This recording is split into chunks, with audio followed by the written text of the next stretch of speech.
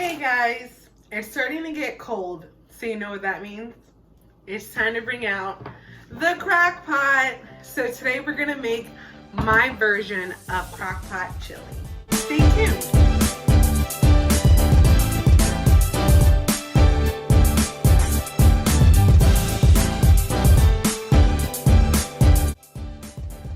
Okay, so like I said, this is my version of how I make my chili. So I like to do it the long, tedious way by using dry beans. So that was red dry kidney beans, I have black beans, and then I have pinto beans. So I used roughly about a cup of each of the beans, and this fed about 10 people. So I think it's a great investment to use dry beans. So I used about a cup and a half, I think, or a cup and a quarter of the pinto beans. I just used what I had left over, and then everything else is equal measurements. After I went through collected all the beans, you want to make sure and see if there's anything that's not really good, maybe an old bean, and get rid of it. And then of course you want to wash your beans. You guys know I like to wash my food, so I wash my beans. And then I put water about to the second line in this bowl, roughly about 5 or 6 cups.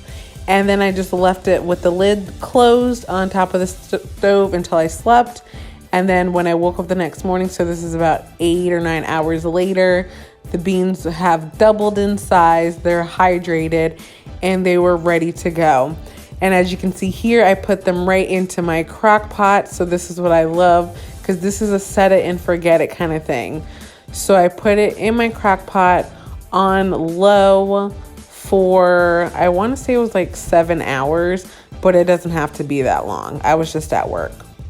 So while the beans are going, what I did was I went ahead and chopped up my onions because I wanted to use beef. I used 80-20 beef. And if you're a vegetarian, you don't have to use beef. You can just up the beans and just flavor them up. So I have onions. I like to use peppers of your choice. You can use bell peppers. And if you like a little spice, you can use jalapeno peppers as well. And you just kind of want to mix that all in together and cook it really thoroughly. The heat was pretty much on medium-low heat, and what I took out of the video did add a little bit of oil. And you just want to add a little bit of salt just so that those vegetables can sweat and cook out. You don't want to oversalt your dish. So that's what I did. And then what I added next, of course, was my beef. And a lot of people are like, you can't wash ground beef. You can. If there's a will, there's a way. So I have my ground beef that I add to the pan. And to the ground beef, I added simple spices for now.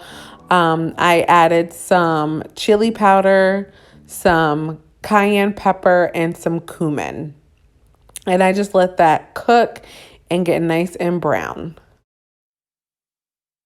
The next step while the meat is cooking is to add some tomatoes. So these are some fresh off the vine tomatoes. You can use whatever kind of tomatoes you have available. We're not going to cook them with the beef, but we're just going to chop them up and set them aside. So right now the beans are done, they're cooked, but I have not seasoned them. So you're going to need to salt them, and you're going to salt. All of these seasonings are going to be to your liking. So I put in a hefty amount of salt because, like I showed you before, the beans have doubled in size. Then we add some pepper, some chili powder, and the chili powder, you're going to want to go pretty heavy on it. It is a chili dish. So I added a good amount. I can't even tell you guys. I'm sorry. I will start to try to take measurements, but I really just don't do it. But I will try if that's something that you guys want. So after the chili powder, I add some granulated garlic, so nice 2 thin layers of it. Then cumin, and that is about a nice layer in the crock pot, and you're just gonna mix everything thoroughly. And then at this point, you can add some more onion powder. You can add some cayenne pepper. And then at this point, that's when I tasted it because I wanted to see if my seasonings were on, and they were good to go. So now you're going to add all the meat from the pan with the fat and everything together, and you're going to stir it thoroughly. Make sure that meat is going throughout the dish so that your guest, or if you want to save it for later, you have a decent amount of meat. And I didn't mention before, I used about 2 pounds of meat, but you can use any type of meat that you want. You can use, ground turkey or ground beef or no meat at all. Then I add the fresh tomatoes to the end. And since I did have kids coming, I didn't want to make it super spicy. So, but at this point, this would also be a great time to add your jalapenos or maybe even a Scotch bonnet and kind of burst it a little bit so that it has a nice steady heat throughout the dish. After adding the tomatoes, I just left it at a low temperature and just let it do its thing. And this is the final product.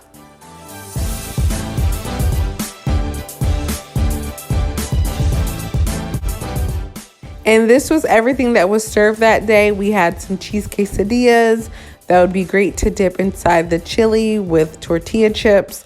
And you could just make it any way that you like. I hope you guys really enjoyed watching my video and seeing how I make my chili. Please don't forget to like and subscribe. And most importantly, don't forget to love yourself a little bit more today. Have a good one, guys. Bye.